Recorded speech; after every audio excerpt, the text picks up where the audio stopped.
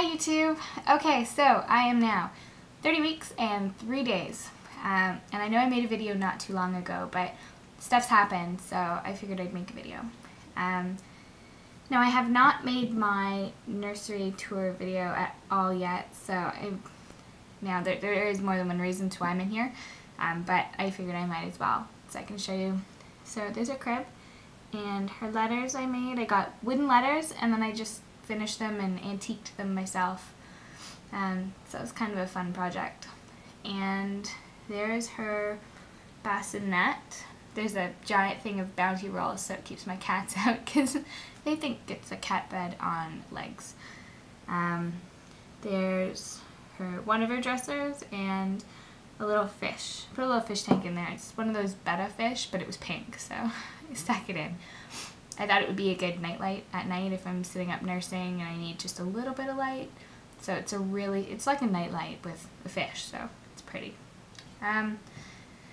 Okay, so the reason I'm making this video and sitting down, not standing, I have been put on bed rest, basically. Not fully, like I'm still allowed to get up, move around, but I had to go on early mat leave. I wasn't planning on stopping my job until the end of this month. I figured I'm better to be out and about doing stuff, but apparently not.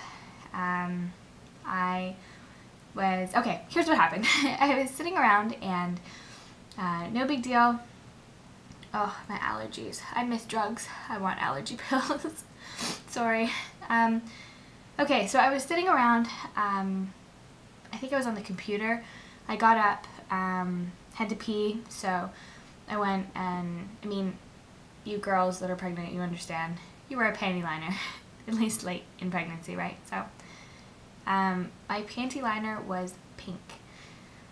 So, I got a little nervous, but I was like, okay, I'll wait, I'll see if it stops, you know, it could just be a spot. It wasn't like bright pink, it was like dark brownish with a bit of pink. Like, it was old blood, it wasn't new. And I had lost a piece of my mucus plug. I did confirm that with the doctor, and she agrees that's totally what it was, but because there was no blood, she didn't worry. But now, like, what, half a week-ish later, blood. So, anyways, I was having cramps as well. So, 2 and 2 together, I got on the phone with the on-call doctor, and he suggested that I go straight to labor and delivery because he thought I might have been in preterm labor. So off I went. Thankfully my boyfriend was around. He was gone he was supposed to be gone for the whole night doing some bachelor party thing for a wedding we're in next weekend, and they ended up coming home early, so I was so glad, otherwise I would have done it all by myself. Which I would have done, but a little bit of support is always better. Okay, so what happened next? I didn't write any notes, I'm just sort of winging this. I figured it's not too hard to recall. So I was admitted into labor and delivery, and they hooked me up to the monitors. Baby looks fine, she's great. She was hopping around, and her heartbeat was strong, and my stomach was doing strange waves. I mean, she didn't seem bothered at all, so that they were very happy about. And then they had the second sort of monitor on me as well, like below that on my uterus, and it was showing that I was having contractions. So, blood, I'm out of breath, and I've done nothing. Pregnancy, I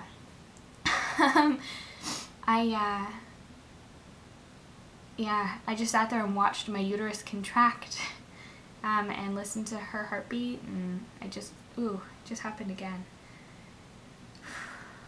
Boo. Okay, so I'm sorry this is probably the worst video ever. Okay, so anyways, uterus contracting, baby was totally fine, so they watched me.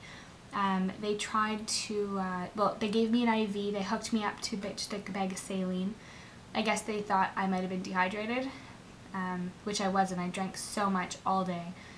But it was kind of funny. The doctor came in and she one of the many trips that she came in. And first she's like, you really need to drink water. And I was like, oh good, I have my water bottle with me. She's like, okay. So she came back again like 10 minutes later. I was already done my water bottle, but she came in with like the styrofoam cup and like armfuls of juice, and she's like, just so you know, we need you to drink all of this or you're getting hooked up to an IV for a very long time. And I was like, but like, I'm drinking, it's in my wrist. Like, I don't know, I guess they just wanted to make sure, but I had to pee like every 5 minutes, and every time I had to pee I had to take my little IV buddy with me, and then all the monitors and everything, I wasn't supposed to take them off my body. We had to turn the machine off, unplug the two like things individually from the machine, and carry all of that with me and then try to go pee. So it was fun. I was there for like 6 hours, I think, ish. But they tried to get some blood and my veins shut down. It was really weird. I don't know if you can see, but I've got like massive battle wounds there. They couldn't get any blood from my arm. This arm, my wrist. They tried, they got the IV finally in my hand. I was a pincushion. Oh, and I got a shot in my butt.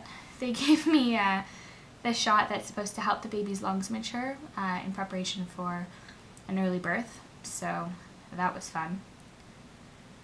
Yeah, it hurt. And then I had to go back again last night for the second shot. It's 2 shots, 24 hours apart. But I don't know if this has ever happened to anybody, but I can't walk.